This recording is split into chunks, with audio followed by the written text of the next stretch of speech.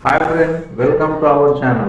दोस्तों, आज हम ये जो हमारा रोटेशनल डायनामिक्स ये जो चैप्टर चल रहा है, इसके हम अनसॉल्व न्यूमेरिकल यहाँ पे सॉल्व करेंगे। इसके पहले के लेक्चर में हमने जो सॉल्व एग्जांपल है इसको हमने यहाँ पे सॉल्व किया है। तो आज हम इसमें जो अनसॉल्व है इसको यहाँ पे हम सॉल्व करेंगे। तो सबसे पहले जो हमारा फर्स्ट एग्जाम्पल यहाँ पे डिस्कस करेंगे। यहाँ पे हमें एक ट्रैक दिया है, रेसिंग ट्रैक, इसका कर्वेचर दिया है, इसकी व्हीकल की स्पीड दी है यहाँ पे जो मैक्सिमम स्पीड हो सकती है, और हमें निकालना है यहाँ इसका एंगल ऑफ बैंकिंग, और ये जो ट्रैक है इसकी वाइड 10 मीटर है, इसकी हाइट हमें यहाँ पे निकालना है। तो अभी ये प्रॉब्लम यहाँ पे इसमें जो दिया है डेटा, इसको हम पहले यहाँ पे लिख लेंगे। इसमें फर्स्ट ऑफ ऑल ये हमें ये जो ट्रैक है इसकी विड्थ हमें दी है, ये एंगल ऑफ बैंकिंग, और ये जो एच ये हाइट हमें निकालना है। तो इसको निकालने के लिए सबसे पहले हम इसके गिवन डाटा देखेंगे। तो इसके सबसे पहले हमें दिया है, इसके रेडियस दिए है 72 मीटर। देन यहाँ पे हमें जी की वैल्यू जो कांस्टेंट रहती है उसको हमें यहाँ कंसिडर करना है 10 मीटर पर सेकंड स्क्वायर। जो मैक्सिमम स्पीड है जो किलोमीटर पर आवर में दी है, इसको हम मीटर पर सेकंड में कन्वर्ट करने के लिए इसको हम 5/18 से मल्टीप्लाई करेंगे, तो इसकी maximum speed 60 metre per second आएगी। तो हमें निकालना ये एंगल ऑफ बैंकिंग और इसकी हाइट निकालना है। तो निकालने के लिए हमें मैक्सिमम स्पीड का फॉर्मूला है, ये मैक्सिमम स्पीड के फॉर्मूले में हम खाली ये वैल्यू पुट करेंगे। तो हमें इसका हमने वैल्यू पुट करने के बाद ये हमारे पास tan थीटा की वैल्यू आएगी। तो हमें थीटा निकालना है, तो थीटा विल बी, हम ये यहाँ पे ये वैल्यू पुट करेंगे। तो tan थीटा इक्वल्स टू आएगा 60/12, मतलब tan theta is equals to आएगा 5। थीटा निकालना है, सो tan इधर जाने के बाद इनवर्स में जाएगा, और tan इनवर्स ऑफ 5 की वैल्यू आएगी 78.69 डिग्री। तो यहाँ में लॉग टेबल में tan इनवर्स में इसकी वैल्यू देखना है। ओके, देन हमें निकालना है ये हाइट जो विड्थ है, इसकी जो हाइट है ये हाइट निकालना है। इसलिए हमें h का formula h is equals to l sin theta. अगर हमने थीटा को sin थीटा एंगल लिया, that will be become sin theta is equals to h into l, so that will be h by equals to आएगा l sin theta. तो इसमें हम ये value put करेंगे, l की वैल्यू दी है, l की वैल्यू पुट करेंगे हम, और ये sin थीटा की जो वैल्यू हमने यहाँ पे डिराइव की है वो हम इसमें रखेंगे। तो आगे वैल्यू रखेंगे तो इसका कैलकुलेशन आएगा अप्रोक्सीमेटली 9.8 मीटर, ये इसका आंसर रहेगा। तो चलो देखते हैं नेक्स्ट है ये जो ऊपर के जो इंफॉर्मेशन था वही रोड का कर्वेचर है। हमें यहाँ पे फ्रिक्शन दिए, कोएफिशिएंट ऑफ फ्रिक्शन दिया है, टायर्स ये का रोड के टायर्स और एक रोड का जो सरफेस है। तो इसमें हमें निकालना है अगर ये व्हीकल की अपर स्पीड लिमिट क्या रहेगी, और इसको अपर लिमिट के लिए अगर बैंकिंग हमने किया तो बैंकिंग कितना रहेगा अगर स्पीड हमने बढ़ाई। तो ये हम यहाँ पे आंसर दिए हैं। इसको सॉल्व करने के लिए सबसे पहले हम इसका गिवन डेटा देखेंगे। तो सबसे पहले ये हमें tan theta angle of banking हमने इसका डिराइव किया है, tan theta is equals to 5 आया है, और यहाँ पे कोएफिशिएंट ऑफ फ्रिक्शन प्रोवाइड किया है जो 0.8 है। यहाँ पे रेड की रेडियस ऑफ कर्वेचर 72 मीटर। निकालना है हमें v मिनिमम और v मैक्स, ये दो वैल्यू हमें निकालना है। तो हमें ये कुछ फॉर्मूले है। पहले मिनिमम स्पीड के लिए हमें ये हमारे पास एक फॉर्मूला है, सिंपली हम इसमें वैल्यू पुट करेंगे। तो वैल्यू पुट करने के बाद ये हमारा सिंपल कैलकुलेशन है, इसमें ज्यादा कुछ रॉकेट साइंस नहीं। तो इसमें अगर ये वैल्यू हमने पुट किए तो हमारी v मिनिमम ये जो स्क्वायर रूट में आएगा 604.8 आएगा। इसका हमने अगर स्क्वायर रूट निकाला तो approximately that will be 24.6 metre. ये हमने मीटर पर सेकंड में निकाला है। इसको अगर हमने किलोमीटर पर आवर में कन्वर्ट करना है तो इसको हमें 18/5 से मल्टीप्लाई करना पड़ेगा। तो अगर हमने मल्टीप्लाई किया तो इसका 88 किलोमीटर पर आवर ही हमारा आंसर आएगा। तो हमें जो अपर लिमिट यानी मैक्सिमम स्पीड निकालना है। तो यहाँ पे हमने थीटा जो हमें दिया है, थीटा की वैल्यू हम निकालेंगे tan इनवर्स ऑफ 5, मतलब इसकी वैल्यू हमने पिछले एग्जांपल में निकाली थी, दैट इज 78.69 डिग्री। तो अगर ये theta that is greater than और इक्वल्स टू 45 रहता है तो यहाँ पे इसकी मैक्सिमम वैल्यू इन्फिनिटी हो सकती है।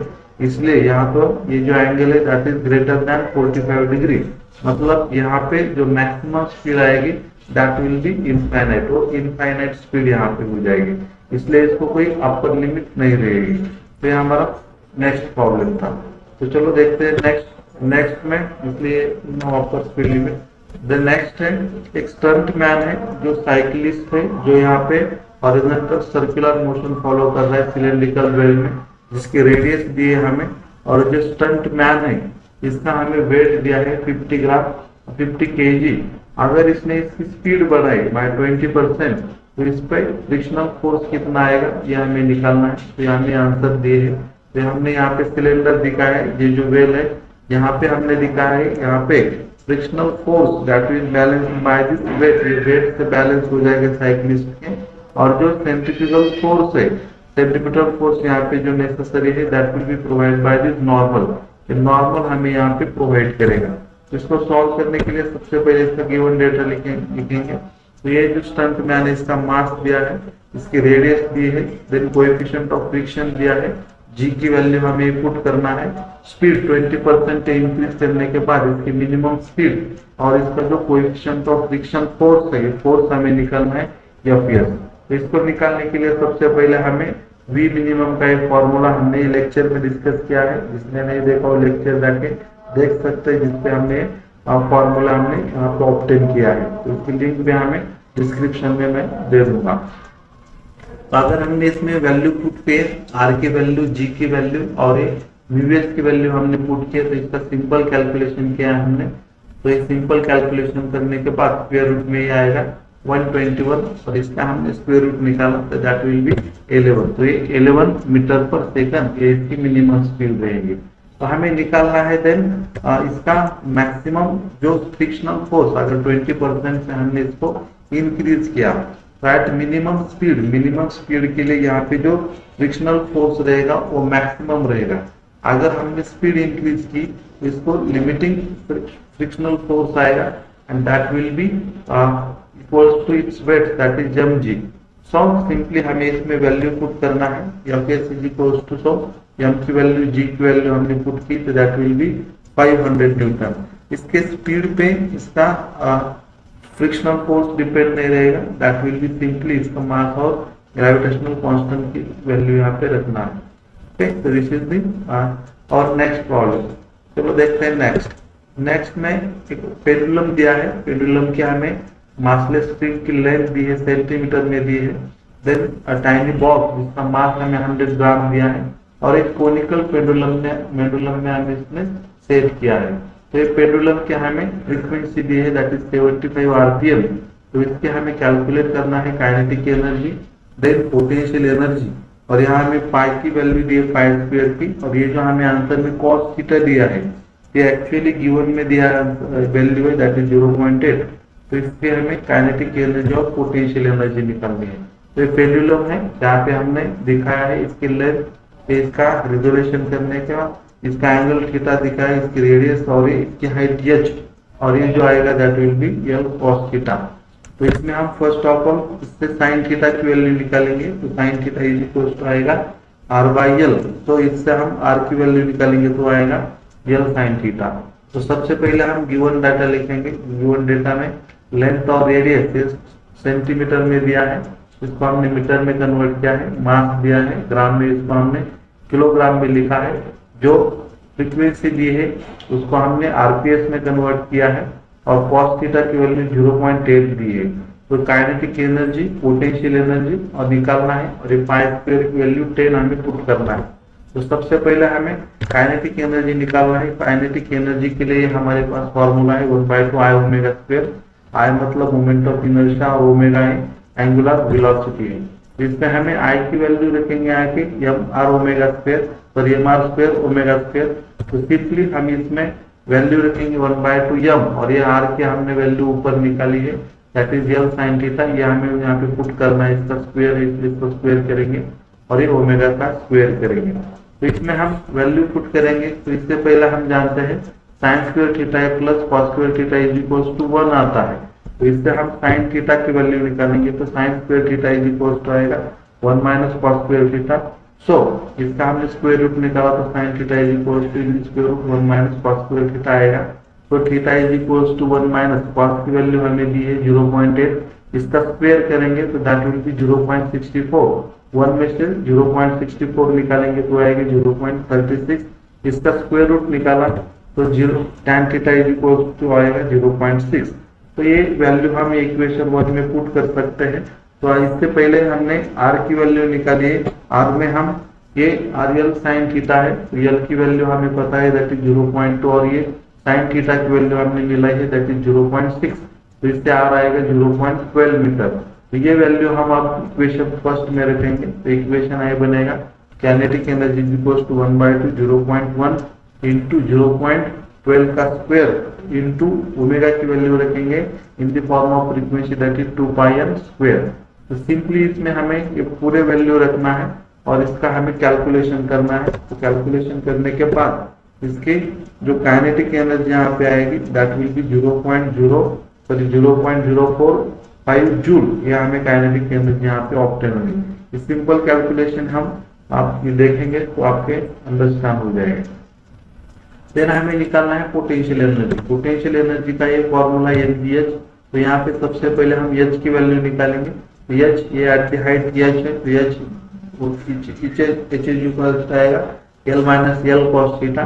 तो L कॉमन निकालो तो ब्रैकेट में रहेगा 1 माइनस cos theta. So final potential energy equals to AmG और H की वैल्यू रखेंगे हम L ब्रैकेट में 1 माइनस cos थीटा रखेंगे। तो इसमें हमें M की वैल्यू में मालूम है, G की वैल्यू में मालूम है और ये L ये जो 1 है और cos थीटा की वैल्यू 0.8 और L कितनी है तो 0.2 है। तो इसका सिंपल कैलकुलेशन है। तो अगर इसका हमने कैलकुलेशन किया तो यहाँ पे पोटेंशियल एनर्जी हमें मिलेगी 0.04 जूल। तो ये हमारा ये इसका आंसर है।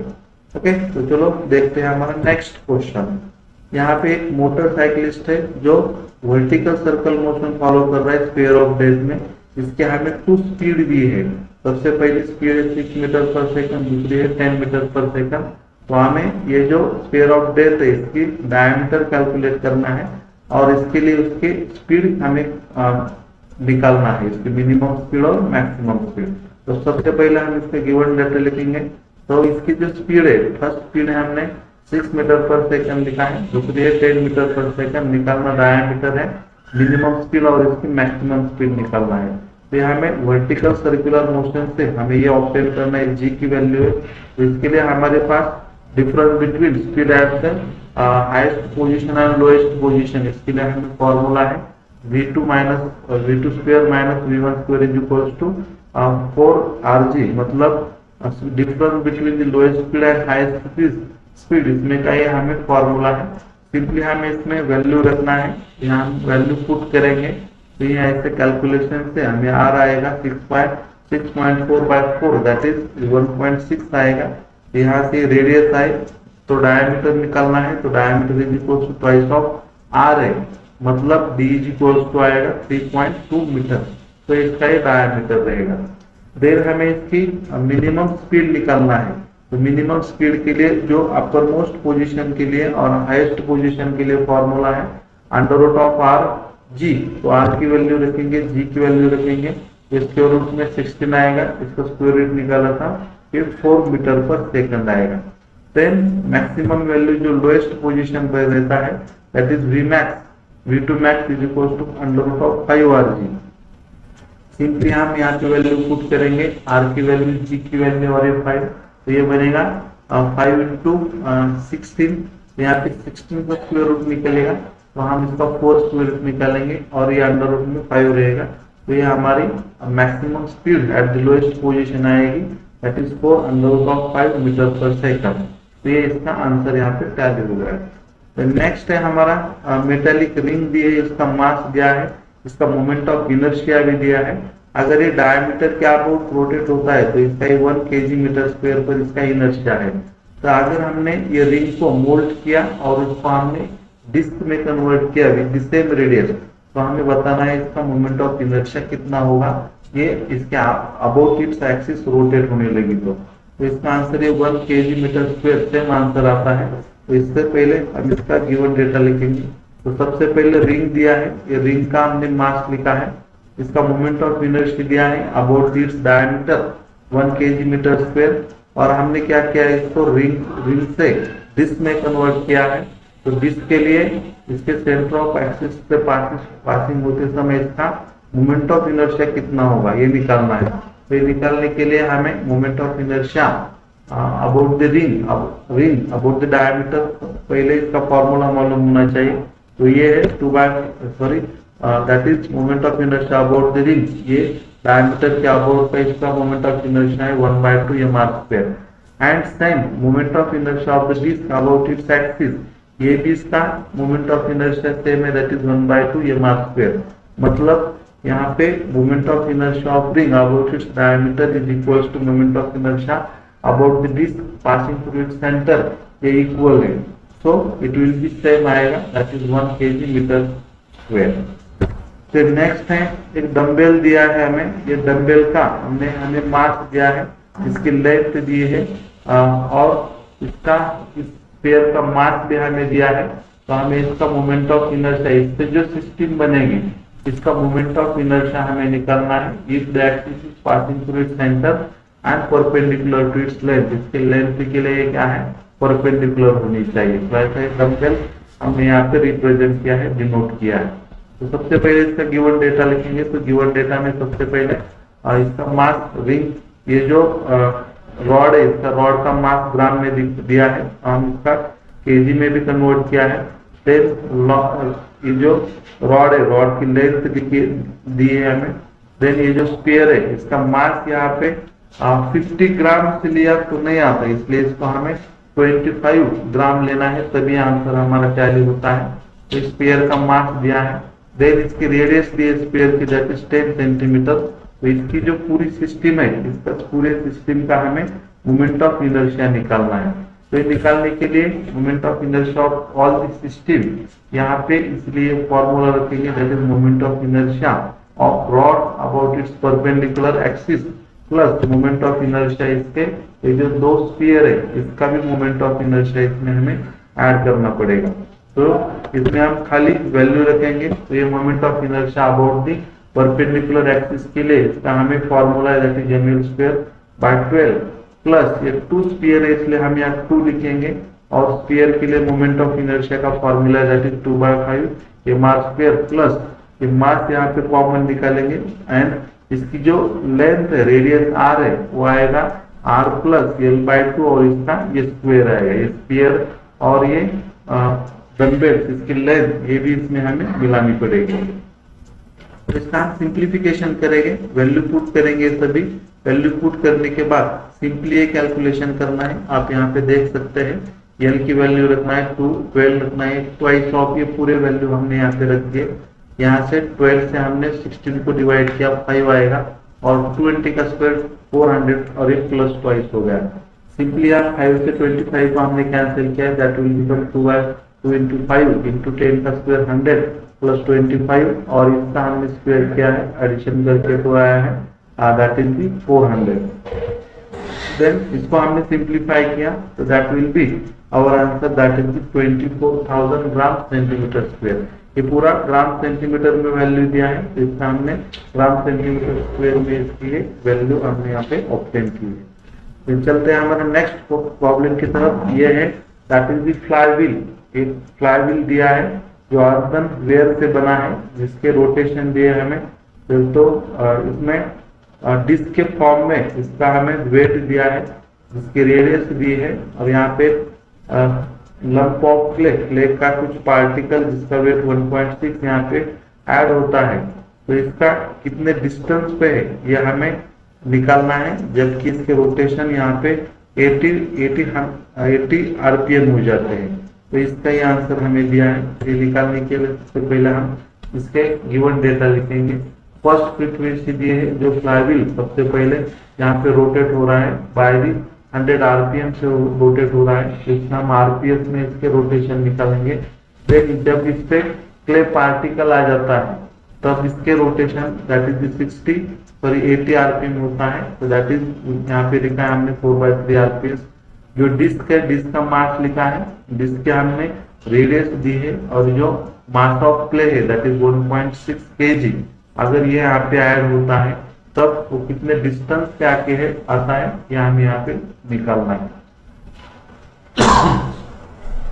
तो इसको सॉल्व करने के लिए ये जो हमारा एंगुलर मोमेंटम जो कंजर्वेशन का प्रिंसिपल है इसमें हम इसको सॉल्व करेंगे। तो यहाँ पे ये फॉर्मूला है initial angular momentum is equal to final angular momentum. तो सिंपली हमने इस पे यहाँ वैल्यू पुट किए हैं। वैल्यू पुट करने के बाद इसके हमने फॉर्मूले रखे हैं। तो यहाँ पे हमने ये पूरे वैल्यू रखे हैं, खाली कुछ नहीं किया, सिंपली इसका कैलकुलेशन किया। तो हियर हमें ये जो यहाँ पे x की वैल्यू ऑब्टेन हुई अंडर रूट में that is 2 into 10 raised to power -2 और 6 into 10 16 into 10 raised to power -2। तो दैट विल बी, अगर इसका हमने कैलकुलेशन किया आप कर सकते हैं, that will B x is equals to 1/√8 और दैट विल बी 0.35 मीटर। ये कैलकुलेशन हमें करके देखना। देन लास्ट प्रॉब्लम है ये रोलिंग मोशन पे प्रॉब्लम दिया है हमें। एक रोलिंग ऑब्जेक्ट रोलिंग मोशन कर रहा है। तो ये इंक्लिन ऑब्जेक्ट यहाँ पे रोलिंग परफॉर्म कर रहा है। It rises 3 in every 5। अगर ये 3 टाइप स्टेप लेता है तो 5 से नीचे आता है। इसके हमें स्पीड दी है, इसका हमें डिस्टेंस दिया है। तो हमें ये कौन सा ऑब्जेक्ट होना चाहिए रोलिंग मोशन परफॉर्म करने वाला, वो ऑब्जेक्ट यहाँ पे हमें बताना है। इससे पहले हमने h की वैल्यू निकाली है बाय दिस थीटा। थीटा को हमने अगर साइन थीटा कंसीडर किया तो यहाँ पे h की वैल्यू हमें 1 मीटर मिलती है। तो सबसे पहले हम गिवन डेटा लिखेंगे। तो गिवन डेटा में स्पीड है, ये इसका डिस्टेंस है और निकालना हमें स्टेप ऑफ ऑब्जेक्ट है। इसके लिए हमें ये स्पीड का यहाँ पे फॉर्मूला मालूम है कि जब ऑब्जेक्ट यहाँ पे रोलिंग मोशन परफॉर्म करता है, इसलिए ये फॉर्मूला हम यहाँ पे पुट करते हैं। तो सिंपली इसके हमने अगर वैल्यू पुट किए तो यहाँ से हमें जो कैलकुलेशन मिलेंगे v का स्क्वायर मतलब √10 का स्क्वायर आएगा और एक twice of gh upon 1 + k square by r square. Square करके 10 हो जाएगा। 10 is equal to 2 into 10। h की वैल्यू h आएगा यहाँ पे 1 + k बाय 1 + k स्क्वायर r स्क्वायर। इसका हमने खाली सिंप्लीफिकेशन किया तो ये 10 और इसका कैलकुलेशन करके तो ये आएगा इधर जाके 1 + k square is equal to बनेगा ट्वाइस ऑफ h। मतलब यहाँ पे h की वैल्यू हमने निकाली है that is 1। Therefore 1 + k square by r square आएगा ट्वाइस, 2 into 1 मतलब 2 आएगा। तो ये 1 भी अगर हमने यहाँ पे इधर छोड़ दिया तो k बाय r स्क्वायर आएगा 2 - 1 मतलब k by r square is equal to आएगा 1 और ये r स्क्वायर उधर जाने के बाद k स्क्वायर इक्वल टू हो जाएगा r स्क्वायर। मतलब ये ऐसा किस केस में होता है, तो यहाँ पे radius of gyration k is equal to r आता है। मतलब ये ऐसा रिंग और हॉलो सिलेंडर में ही ऐसा हो सकता है, इसलिए ऑब्जेक्ट ये हॉलो सिलेंडर हो जाएगा या रिंग हो जाएगा। तो ये सब हमारे जो अनसॉल्व न्यूमेरिकल्स थे हमने यहाँ पे इसको डिस्कस किया है। अगले लेक्चर में अगला पॉइंट यहाँ पे हम डिस्कस करेंगे। Thanks for watching.